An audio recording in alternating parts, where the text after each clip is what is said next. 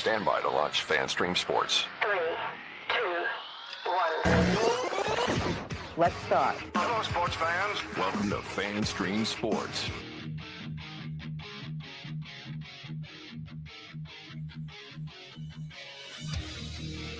Hello, everybody. Welcome into another edition of From the Rough. It's America's favorite golf podcast right here on FanStream Sports.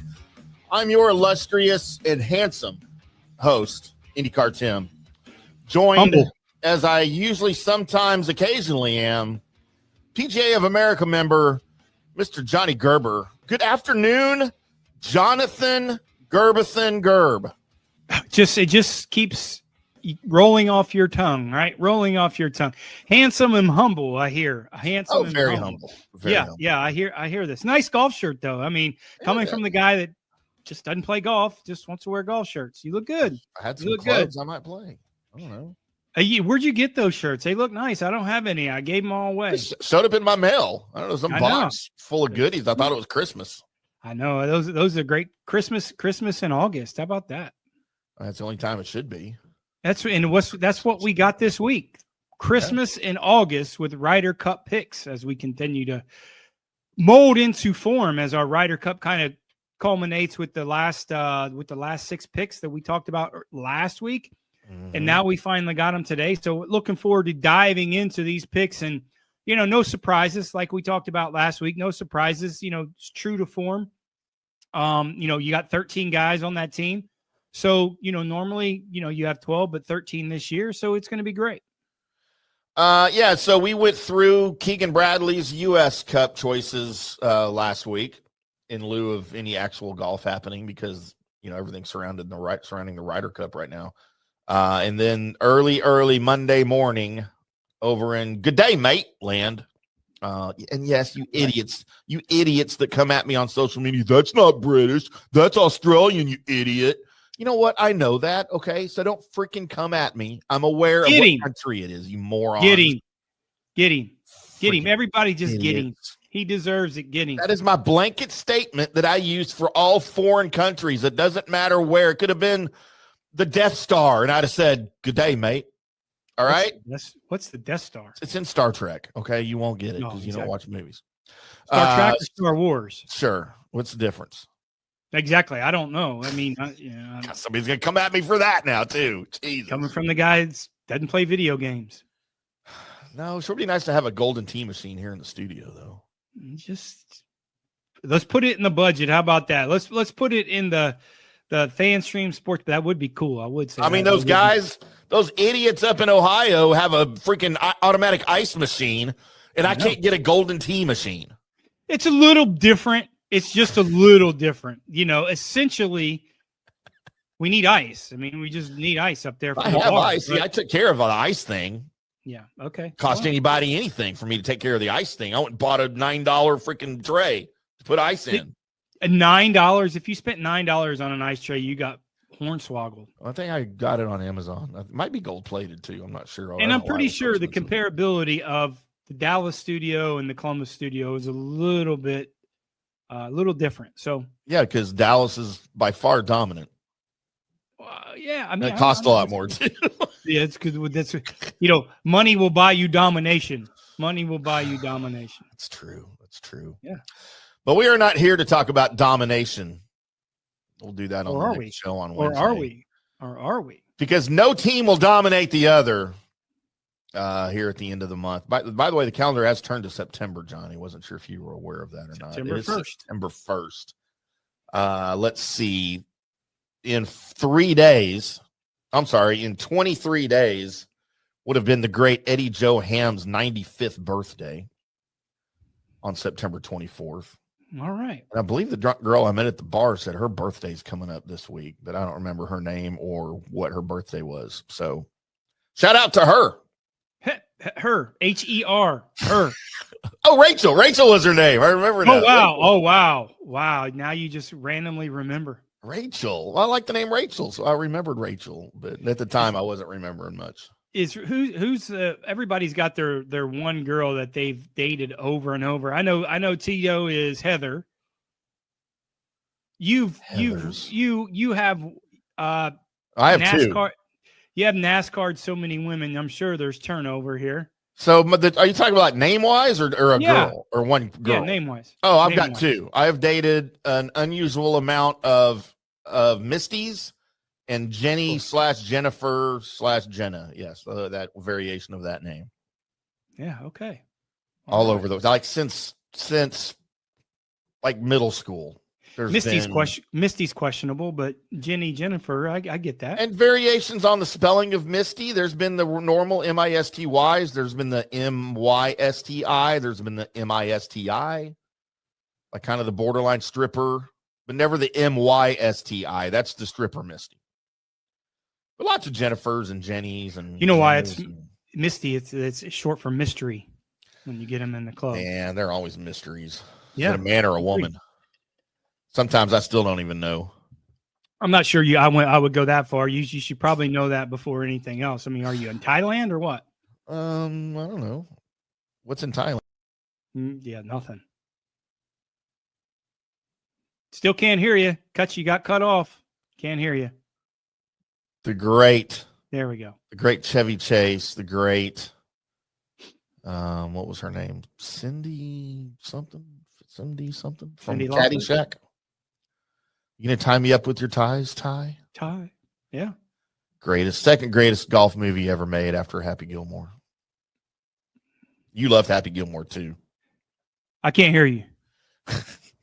So Luke Donald comes out early Monday morning from across the pond, mate, and finalized his 12-man roster on Monday with no surprises, even fewer new faces, and as a matter of fact, Johnny, the way I broke this down, the team is almost identical to 2 years ago, all the way down to the last names of the players. There's only one instance where it's a little bit different as we swap out Nikolai for Rasmus. Yeah. The last names are all exactly the same. And they're the same person. They'll be playing both. They're both playing. Trust me, it's 13-man field. That's how they kicked USA's ass last year, because they had 13 players. They just did. I mean, they substitute him out. You know that bathroom trick, when they go to the porta potties, it's just revolving. It's that revolving trap door. It's just what it is. As Rasmus, well, I guess Nikolai. Wait, which one's the one that's in? It's Nikolai, right? Rasmus is in. Nikolai played last year. Yeah, that's right. Okay, yeah. Like I can't even tell them apart. But yeah, this team will be strong, if not stronger, than 2023 when they absolutely mopped the Roman Coliseum floor with the American players. And while I am not, maybe, and you know what, I don't want to get into predictions. We'll get into that as closer we get to the actual event. But I am leaning a specific way. But so Luke Donald goes in. He has his top 6 qualifiers, which were Rory McIlroy, Robert McIntyre, Tommy Fleetwood. By the way, Johnny, we live in a world now where Tommy Fleetwood is the tour champion. They let little people win golf tournaments too. It's okay. They're allowed. That's what you call him, not me. Oh yeah. He's got good hair. That's all I care about. He does have good hair. Good hair. Justin Rose, Rasmus Højgaard, and Terrell Hatton. And then Luke Donald goes almost 7 through 12 in the standings with no deviation as he goes Shane Lowry, number 7. My name is Sepp Straka, number 8. Ludwig Oberg, number 9. Victor Hovland, number 10. Matt Fitzpatrick, number 11. And then, Matt Wallace was like, oh, my God, I'm next. I'm going to make the freaking Ryder Cup team. I'm going to make the Ryder Cup team. And John Rahm. Then he says John Rahm, who is number 24 in your rankings. And that's a skewed stat, right? I mean, it is. The people. John Rahm was making the team. Let's get this very clear. John Rahm was making this team, so don't be confused. It wasn't. I didn't watch the whole press conference. Did he announce John Rahm at the end? Mm-hmm. Oh, he did, because they told him to do that. I promise. Oh, yeah, drama. We need drama. Yeah, man. The golf golf's got to give you a little bit of drama, and yeah, that's what it is. I mean, for those people who didn't think John Rahm was going to be on this team, those are the people that don't know anything about golf, and it's okay to not know anything about golf. But Matt, obviously Luke Donald had some tough calls to make, and he makes those calls on, beforehand. Yeah. But I mean, if you break it down, I mean, is your team stronger if Matt Wallace is on it or for John Rahm's on it? Take your personal opinions out, Tim. Yeah. Because if I can't stand John Rahm. I know, and I'm not really a big John Rahm fan either. I mean, but this team is better with him on it. I mean, let's not be confused when it comes to something like that. And he's especially over Matt Wallace. Nothing against Matt Wallace, but come on. But who are you going to, if you look at it back that way, I mean, Matt Wallace, but who else would you put in? You have a poll of maybe 3 guys. Harry Hall, Matt Wallace. Thomas Dietrich. Hell to the no. That's not happening. So, you look at who would you take out? You just don't. So, hey, listen, man, I think they're better than they were 2 years ago in terms of the guys playing better golf. I don't know, man. Like we talked about last week, I think this is the most exciting I've been in a Ryder Cup for a long time. And the gambling aspect is just going to be fantastic and off the charts. Yeah, because for me, it's different than 2 years ago. It's different than 2023 because I don't know, even at this point in the process, a month before the event, when names were being thrown out there and you had your automatic qualifiers and then you had your captain's picks, I don't remember being this into it. Like, I don't know that when that was going down, knowing where they were going to play, knowing the type of course it was, I don't know that I ever gave the Americans a shot in hell of winning that thing. Like, even this early on in the process. Yeah, I mean, I don't feel like that now, though. Yeah, a little bit too is, I don't think Scotty wasn't at his dominance 2 years ago that he is now. So that gives a little bit of an intriguing scenario. Rory obviously didn't win the Masters 2 years ago going into now. So your storylines, what's happening in the guys who are playing so well, and maybe the guys aren't playing so well. Some of the guys it's kind of tiered off. Man, listen, it's going to be interesting to see some of the guys that play going into it that need to get in a little bit form. I think Rory's going to play the Irish Open. I don't see why he wouldn't this week. So I think there's going to be some guys and determine their schedule. I know they're going 10 days before the Ryder Cup for a retreat or however they're going to figure out going out to play together. Right. I mean, they know each other so well, way more than the Americans do. That's one of the formulas that why the Europeans have had such success in this, because their bond and how they've kind of, I always tell people when I was over there playing was, I get asked all the time, what's the difference? Well, I'll tell you the main difference. Here it is. So the Europeans, even back then, everyone traveled together. Mm-hmm. There wasn't the private jets. There were a few guys had the private jets, but there were the Faldos but everyone traveled together. Everyone stayed in the same hotel. Everyone had dinner together. Even the guys on the European tour that weren't, superstars. It was just because European is where the events were. Mm-hmm. There's not a million hotels around, right? I mean, it's just the way Europe is structured in the European tour.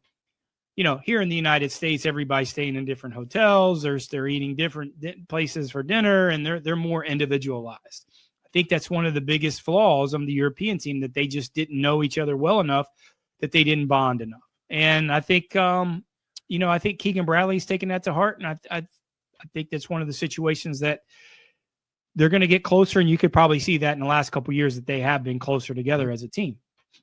Well, and I think you had an inept captain 2 years ago as well, and that's been a topic of there's that a lot of people's conversation. And Zach John, I don't know what the hell that was all about, but it was possibly one of the most disappointing occurrences in U.S. national team play of any sport anywhere. And he was largely responsible for that. And I don't know that he'll ever be forgiven from a nationalistic, standpoint from people, golf or otherwise, how he handled that whole thing. It was just completely botched from the get-go. Yeah, I agree. But it's a different year, different time, somewhat of a different team. The home team has won 8 of the last 9 matches in this event, including 5 in a row. John Rahm, Medina was the last time the Europeans won on this soil. Yep. But again, I'm not giving any predictions until we get closer to the event, but look out for the Euros. John Rahm and Tyrrell Hatton are only eligible to compete this year because they are appealing fines levied by the DP World Tour for playing in conflicting events on the circus-style live golf situation. I'm not even calling it a tour, whatever it is. Yeah, that's fair. So those appeals are the only reason they're even allowed to play. And so let's clarify. Let's clarify that to people that don't know the appeals.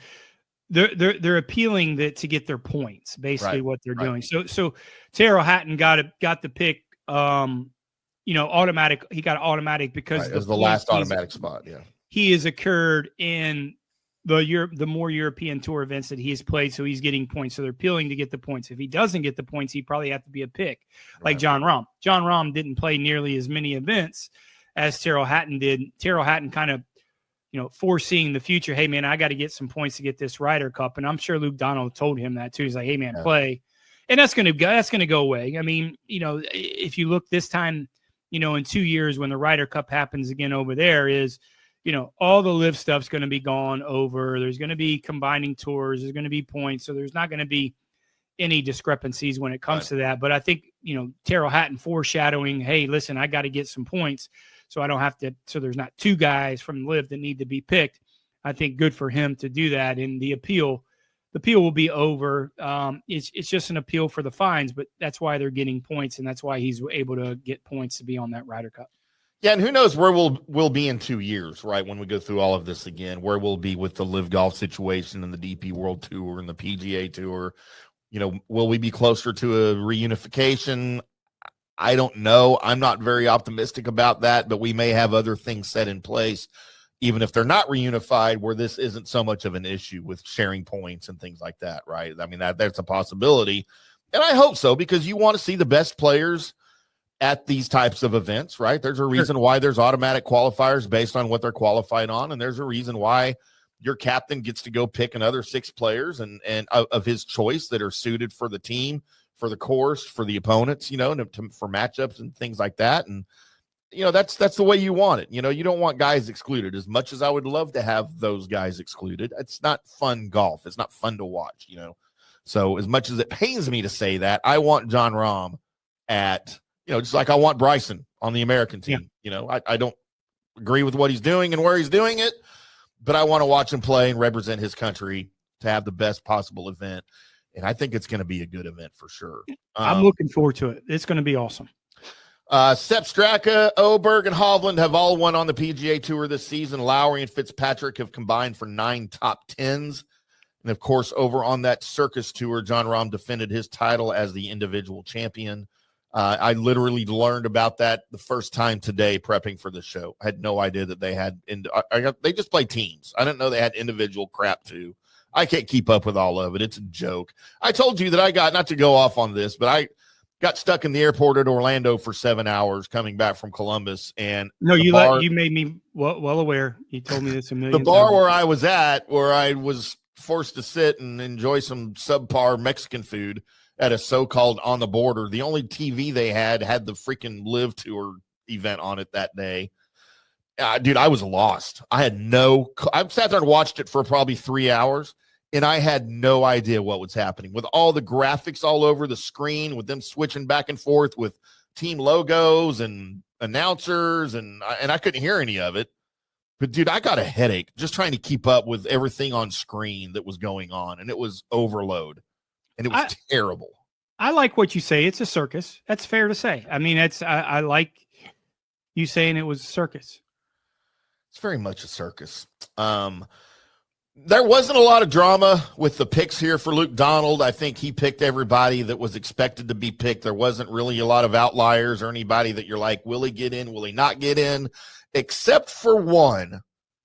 And it didn't create a lot of drama because I don't think anybody really thought he would get in. But it was your number 12 qualifier, Matt Wallace. He just missed out on the European team back in 2018. He just misses out on it again on Monday morning.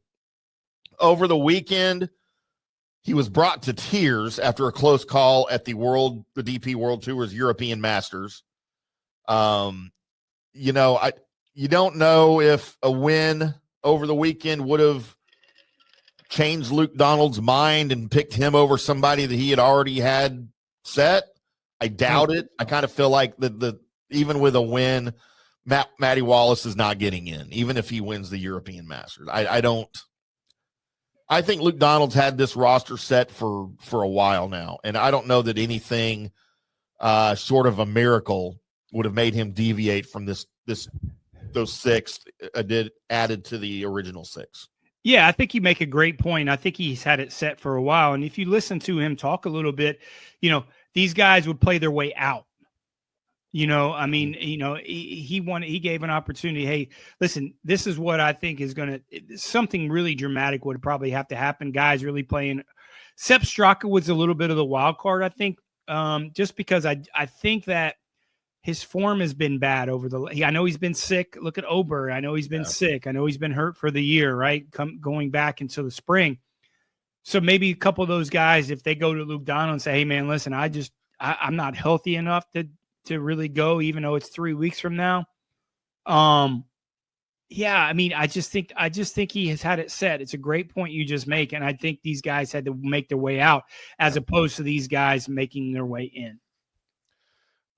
So you do have one newcomer, as we've discussed early in the show, from the 2023 team, and that is Rasmus Højgaard, who takes the place of his brother Nikolai Højgaard. And by the way, Rasmus isn't necessarily a stranger to this, because while he wasn't on the actual playing team in Rome, he was part of the non-player staff for the European Ryder Cup team last year. I don't know what they do. Yeah, but he was there with his brother, and he was in and around it. So it's not like this is all necessarily, brand new territory for him.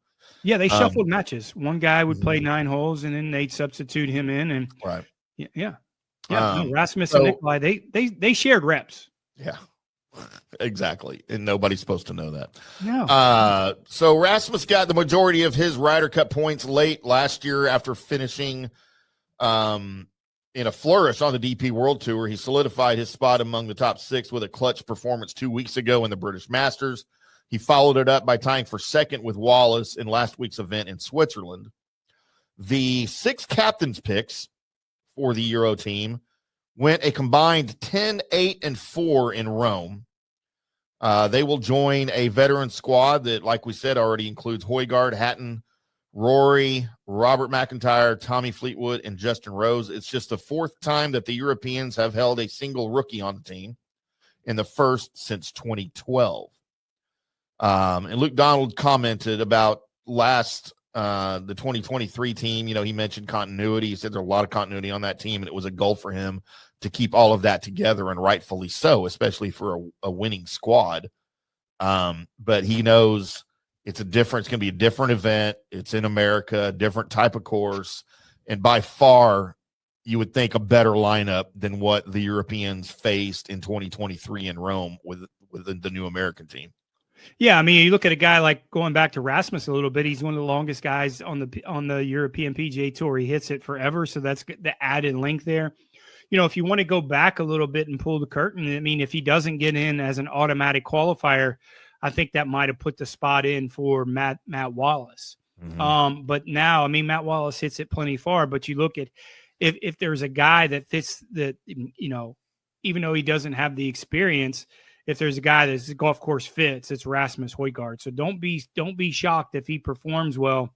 I just think he's stoic enough, and he was around it last year in terms of that.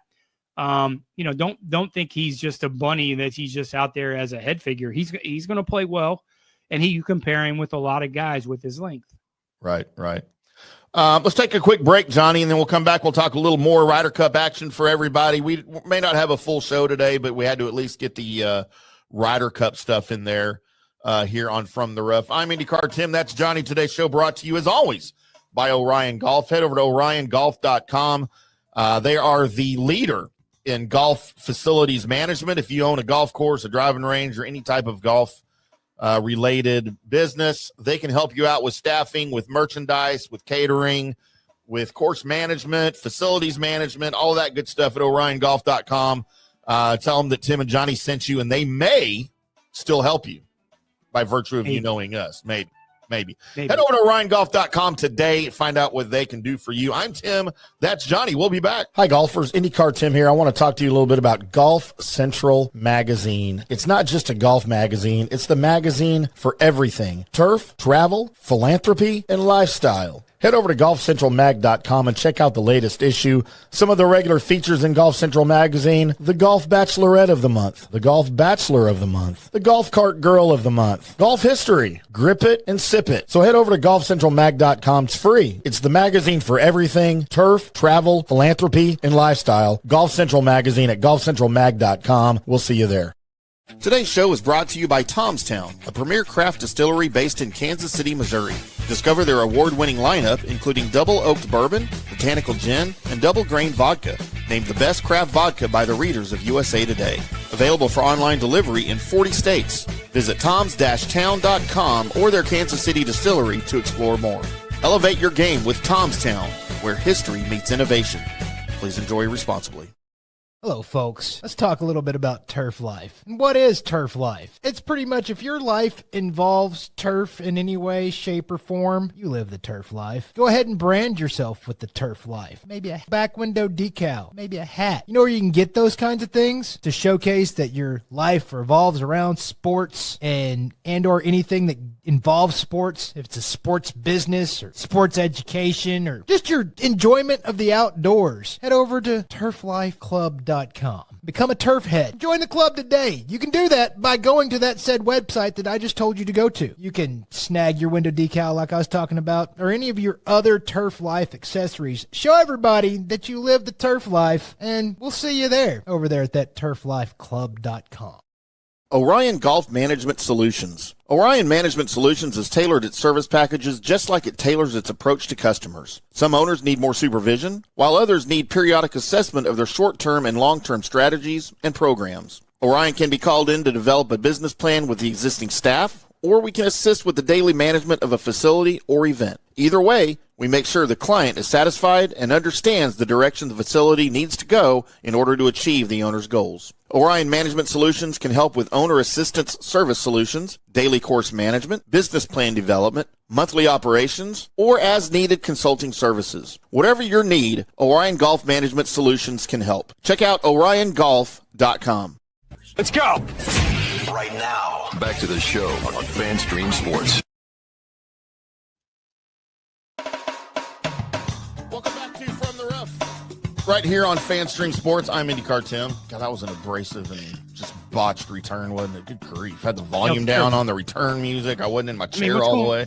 What's going on with you? I mean, had to make sure the kids weren't tearing up the rest of the studio while I'm in here doing a show. Who's there? Here's there. Eli? Who's there? Eli? Who else? Eli and Parker. They're in there playing their video games. You know, tell them this isn't Romper Room. How are you doing that? I had to bribe them to take all my trash out. Or TV boxes and stuff. Yeah. They don't ever do what they're told. You know, kids. I mean. So what's that cost me? Well, it cost me, not you. Yeah, no, it doesn't. No.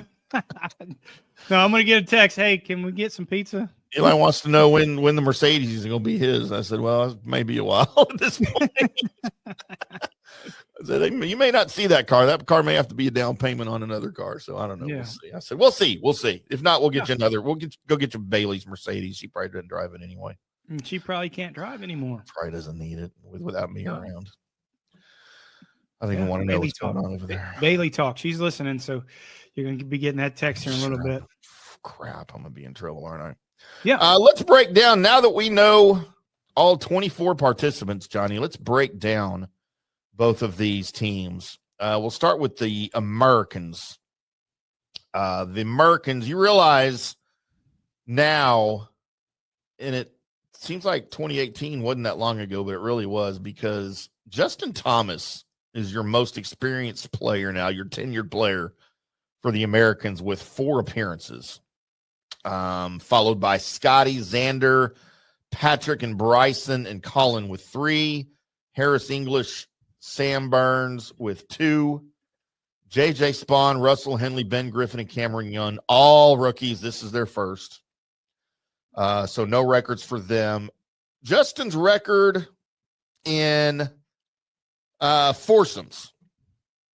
Not impressive, Johnny. 2-3. 2-3-0. I guess I have to throw the ties in there too, even though there aren't any. Four-ball record 2-1-2. Singles Not record. surprising. Singles record 3-0-0. Yeah. Justin is, as Keegan Bradley stated last week when he made his announcements and his picks and talked about the team. Justin is your anchor for this team, without a question. Yeah, he's the Captain America, right? Every few years you get the entitlement. Patrick Reed was one. Jordan Spieth not being on this team. You look at those two guys that were kind of paired together a lot. No surprising in terms of, Justin Thomas' record in alternate shot hasn't been great. He's a guy that's could be at times very difficult to pair with. Reason being is he can make a ton of birdies, but he can make a lot of foul balls. Yeah. So, you're looking at a guy like that. So, yeah, no surprising. And you look at his individual record in match play, that fits a guy that makes a ton of birdies and potentially could not have could have a couple blow up holes. It's not really going to cost you nearly as much as it would be in a stroke play. If you look at his stroke play tournaments, it's what he does. He makes a huge number every once and again, but that's only one hole in match play. And he'll make so many birdies to offset that. So, yeah, I mean, you look at a guy like that, he's going to be your horse. Yep. When it comes to something like that, and the challenge with Keegan Bradley is who do you pair him with? Scotty Scheffler in his third appearance, his foursomes record, he is winless 0-2-0. His four-ball record 1-0-2. And his singles record 1-0-1. I expect him to improve on all of those across the board this year. What about you? Yeah, same. I mean, I think it's the same. Xander Schauffele in his third appearance, 2-2-0 in foursomes, 1-1-0 in four-ball, and 1-1-0 in singles record. Xander Schauffele with a more impressive record in the Ryder Cup than Scotty Scheffler. Yeah, a little bit bigger sample size Xander has than him. And if you look at you look at that pairing that he's going to have, I mean, no one's going to be surprised when Patrick Cantley's on there as his partner. Right. So, that comfortability that those two guys have for each other makes that record maybe look a little bit more skewed than, than Scotty's, but certainly a guy in Xander that doesn't make a lot of those big mistakes, but certainly can make a lot of birdies.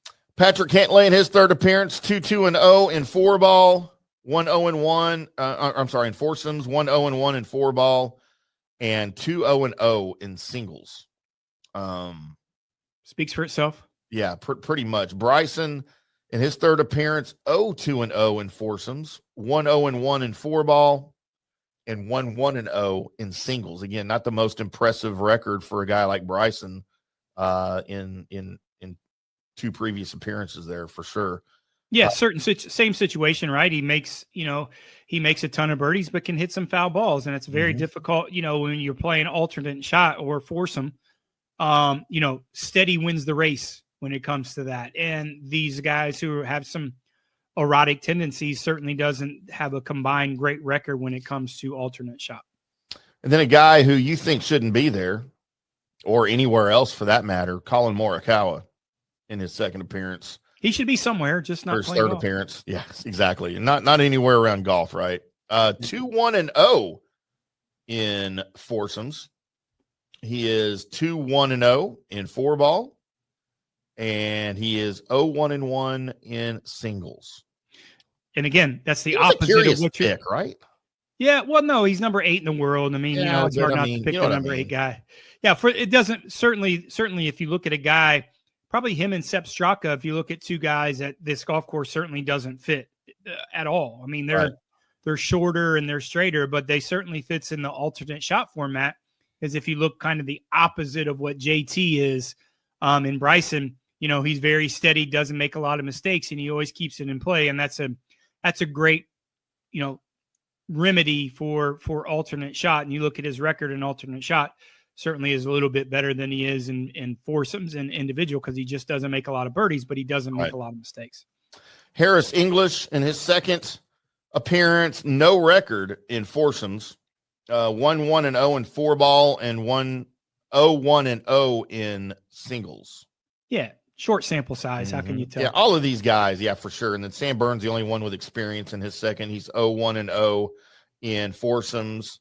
He is 1-0-0 in four ball and 0-1-0 in singles. So some guys with a chance. And then, of course, Spawn, Henley, Griffin, and Young. It's their first time, so no records. But it's their first, a lot of these guys, they have an opportunity to sort of pad that record a little bit in hopes of, future Ryder Cups, just depending on what happens. Out of those four guys, who do you see maybe could be a breakout guy that of those rookies? Who do you think that maybe comes out of that little pack of, hey, obviously we know who he is now, but who do you think comes out maybe as the darling of the Ryder Cup out of those rookies? I'm going to throw JJ Spawn's name out there. Okay. That certainly has the temperament for it, right? Mm-hmm. Seems to be a bit stoic. I think his length, I think he'll be really good in the alternate shot format. Yeah.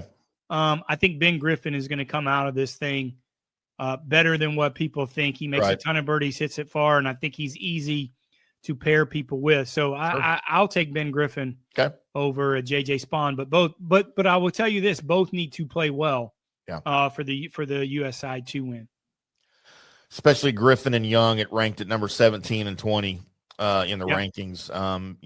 Not that Bradley went out on a limb picking them, but there's certainly some debate could be made there, maybe for some other guys. Over on the Euro side, as selected, the captain's picks by Luke Donald early Monday morning.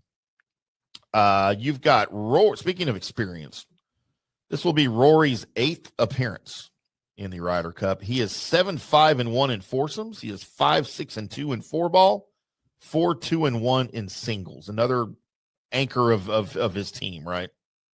Yeah, certainly they're going to be relying on Rory with his record last year in the individual. 4-0-1.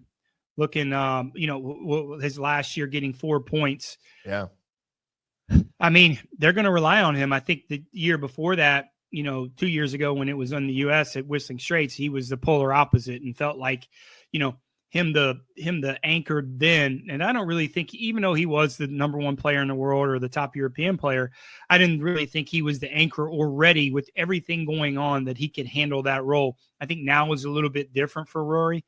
I think his challenge is like what Rory does, putting too much pressure on himself and wanting it too much, things like that. And, to be honest with you, man, the most exciting thing I'm looking forward to is, some of these matchups, some of these, who do you pair with? And for TV that people are getting so into, some of these potential matchups, especially in the singles, if it's really close, boy, how good is that going to be? And I'll say it until the Ryder Cup starts. You wink, wink, nod, nod of Rory and Scotty. I don't care what you do. The PGA is pulling Luke Donald and Keegan Bradley and saying, hey, man, let me tell you something real quick. This is what we're doing. Go. This is what we're doing. And you want to talk about something that would just be the top rate. It'll get higher ratings than any golf event ever. Might break the internet, Johnny. It's just great. It's like I said, that frozen ping pong ball in the middle of those picks is certainly going to be into play. Next on our list of by experience, Justin Rose in his 7th appearance, 7-2-1 in foursomes, 5-4-1 in four ball, 2-3-1 in singles. The Euros almost have the benefit of like two anchors with these guys' experience over the last few years for sure. Yeah, and look coming into probably the last half of the year, last quarter of the year, has anyone played better golf than Justin Rose? Having a win and being solid and being in contention and having that experience in that Ryder Cup is certainly another guy that they're going to lean on when it comes to that. I certainly don't think this is Justin Rhodes' last Ryder Cup. No. I certainly think he's going to be a captain eventually when he gets done. I mean, that's kind of seems like a no-brainer to me when it comes to something like that. But yeah, I mean, your experience when you have something like a Rory and a Justin Rose that you can lean on, especially in playing in the United States, will go into effect when these guys coming down the stretch. Tommy Fleetwood in his fourth appearance, he is 4-0-0 in foursomes. He is 2-2-1 in four ball, 1-1-1 in singles. And he's riding high right now for sure. He may not have more confidence now than he's ever had in his life, right? And it's coming at the right time. What's his? We haven't really done this with everybody. We'll do it later on, getting closer to the event itself. But for now, what do you think his game is? How do you think his game is going to match up with Bethpage Black as far as when they get there in late September? You know, he's not one of the shorter guys, but he's not one of the longer guys. But I think he's a bit like that Ian Poulter that it kind of comes out during the Ryder Cup and he shines. I mean, if you look at his record, 4-0-0 in foursomes, just goes to tell you that how well the team feels he can be paired with anyone in that alternate shot. Doesn't hit a lot of foul balls, even though in his individual he didn't get it done for so long. But a lot of those times, if you look at his defeats, that he hit some bad iron shots or wedge shots, but a couple of those times he just got beat.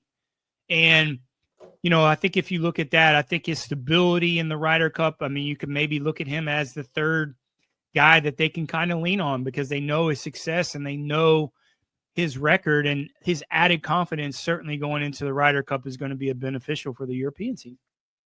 John Rahm in his fourth, along with Fleetwood. You've also got Tyrrell Hatton and Matty Fitzpatrick all in there entering their fourth Ryder Cups. John Rahm also at 4-0-0 in foursomes, 1-2-2 in in four ball, and 1-1-1 in singles. I don't watch John Rahm play golf anymore. So other than in the majors, and it's not like he's had the greatest of seasons. So I don't know anything about his game or how it's going to play out. It's a different game to me over there where he's playing now. And I don't even know how to compare it to other tour players at all. I'm baffled. Yeah. It's that balance. Bryson's going to struggle with that also. Right. Yep. And listen, the end of the day, John Rahm gets as excited about the Ryder Cup as anybody else. Sure. Do I feel Bryson's that way? Yeah, probably, but not like as much as they enjoy it or they want it in Europe. So getting John Rahm motivated to play a Ryder Cup is nothing I'm worried about. If it was just a normal PGA Tour event or a normal European Tour event, maybe. But I don't worry about his motivation when it comes to the Ryder Cup. I want to look at something, and I don't think this is a factor at all. And I think it's going to be mentioned, but I don't really think it's a factor. Is maybe how these guys will look at him going to live. For sure, yeah. And I don't think that it's really going to come into play a little bit. But there's going to be a lot of questions of, he hasn't been around these guys a lot over the past 2 years because he is going to live. But Tyrrell Hatton's the same way. Yeah. So, how do you look at those two guys if you're the Europeans? And I don't think it's going to be a factor just because it is the Ryder Cup, but it's something certainly to maybe think about a little bit. Yeah, it's not like it's a major where, these guys haven't, and they may hold somewhat of a grudge because they're in competition with them. This is an international team play event, and you're going to put whatever personal feelings you have aside for the betterment of the team, right? And for the betterment of the relationships. And this team is known for their relationships, right? Like looking back at 2 years ago. Yeah. And it certainly was headstrong by Rory, right? So, if anyone's going to make a little bit of a fuss about it, it certainly would be Rory. But, there's something to be said about the commonality of what they're trying to do. Certainly in the team room, it's not going to be mentioned. And then, hey, that's squashed. And certainly John Rahm still thinks he's a part of the PGA Tour, but outside, the outside voices and the outside people may be questioning. But I think internally, I think they won't be talked about inside. Tyrrell Hatton also making his fourth appearance, 2-1-0 in foursomes, 2-1-2 in four ball, 1-2-1 in singles. Matty Fitzpatrick, 0-3-0 in foursomes, 1-1-0 in 4-ball, 0-3-0 in singles. Yeah, Trash. He hasn't had the greatest. He keeps coming back, Johnny. He keeps coming back. It's just I don't. trash. If he doesn't perform well here, last Ryder Cup. Yeah. I mean, unless he automatic qualifier. Well, yeah. I mean, I think you're going to have to be an automatic qualifier. You just can't continue to. I mean, he's so young, also too. So it'd be a profound statement to say last Ryder Cup just because. But yeah, I mean, they got to think it. I mean, your past performance when these guys make their picks certainly has something to it. They're going to look at that record, and I just don't. I'm not a Matthew Fitzpatrick fan in terms of his game itself. Obviously, winning the U.S. Open propelled him to some confidence, and you're always going to have that being a U.S. Open champion, dealing with that type of pressure. Right. I'm not a big fan in terms of his game getting suited for the Ryder Cup, and I think the record speaks for itself. And then we've got Victor Hovland, 2-2-0 in foursomes, 0-2-2 in 4-ball, 1-0-1 in singles. And then we get to my guy, Shane Lowry, with it looks like a binary code across his records. I know that you don't know what a binary code is, Johnny. My apologies. Binary code is the computer language written as ones and zeros. So let me ask you something real quick. Why would you assume that I don't know what binary code is? Well, I don't think you just said it right for one thing. Binary code. Okay. I thought you said binary. No. Like it's sexual preference. Yeah, I did go to college. Well, I know you did, but you still can't turn a computer on without calling me first. Okay, you can turn it on. Okay. Now listen, there are a few people in our company that do call you for that. I'm not one of them. So please do not put me in that category because we're going to have massive issues. Tito. Oh, Tito. He's already texting me about something from the Ohio studio while we're on the air, so I don't even know. He doesn't know how to get in the studio. Probably locked himself out. Love him. Love him. Locked himself out of the studio, and there's not even a lock on the door. He's 4 minutes down the street. It takes him 24 minutes to get there. I know. Bless. He's probably over across the street at 5132. Where I don't blame him. I do not blame him. That's where I should be right now. No, you're not. You're not allowed to go back into Columbus. You know that, right? 1-1-0 in foursomes is Shane Lowry. 1-1-0 in 4-ball, 0-1-1. Again, a binary code in singles. Ludwig Oberg in his second appearance, 2-0-0 in foursomes, 0-1-1 in 4-ball, 0-1-0 in singles. You got Bobby Mack, who has no record in 4-ball or in foursomes, 1-0-1 in 4-ball and 1-0-0 in singles, winning his only attempt. My name is Sepp Straka in his second appearance, 1-1-0 in foursomes and no record in 4-ball, 0-1-0 in singles. And then the rookie, Rasmus, or is it Nikolai Højgaard, taking to the tee box. Of course, no record across the board here. There's going to be a hyphen. Nikolai Rasmus Højgaard. They're just going to say handle that on the graphics.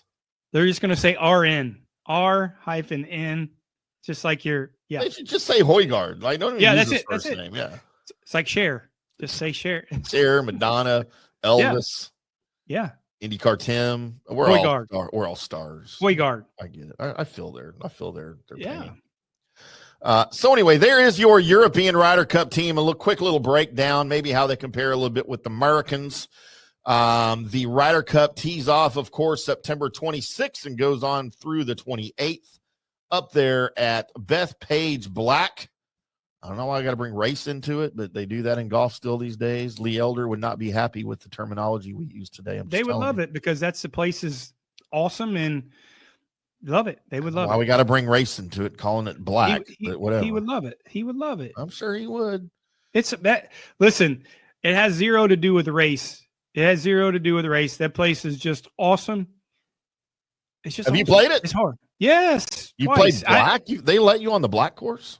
Yes. They said play as far back as you want, sir. And you played on the pink tees. He said, please don't touch the cards and you can play as far back as you want, sir. Waterbed played there. Waterbed went up there and played. He said, I can't ever play golf again.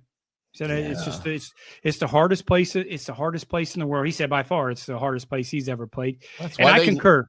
Why they literally have warnings on the course that you should not attempt this or you'll go home crying in the fetal position. I think that's what the signs say. They won't let you in the parking lot. I wouldn't even want to go in the parking lot. Nope. Just saying. Nope. I might go in the parking lot to try to wash some dudes' windows on their car, on their Bentleys for, a couple of bucks. I'd be washing windows. It's not expensive to play there. I mean, it's a state park. It's not like it's public. I mean, you can play there. I think as a New York resident can play like for $48, right? You can't even play $48 here in Dallas. I know you can't play Plantation. What's that?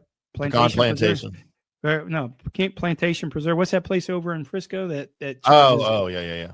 I don't know what that costs. It's trash. It's trash. Yeah, I used to play Pecan Plantation down by where you're old enough in Granbury, because I had a relative that was a member there, so used to play that all the time back in the day. Tightest golf course I've ever played is that joint. I'll tell you what, that place is fun though. It is fun. If it hadn't changed, it's fun. All right, well, that's going to do it for us, boys and girls, right here on From the Rough. I'm IndyCarTim.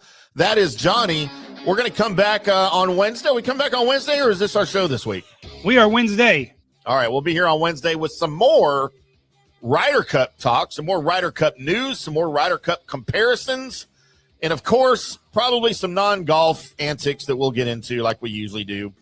But we'll be back. You guys make sure you join us, and make sure you get ready for the announcement of the brand new FanStream Sports website, hopefully launching this week, maybe on Wednesday, as I work diligently to complete it for a launch this week. You guys, it's going to knock your socks off. It's going to knock your golf socks off. How you like that? That's what we're going to do. But we'll be back on Monday or Wednesday. Until then, boys and girls, y'all keep hitting them straight.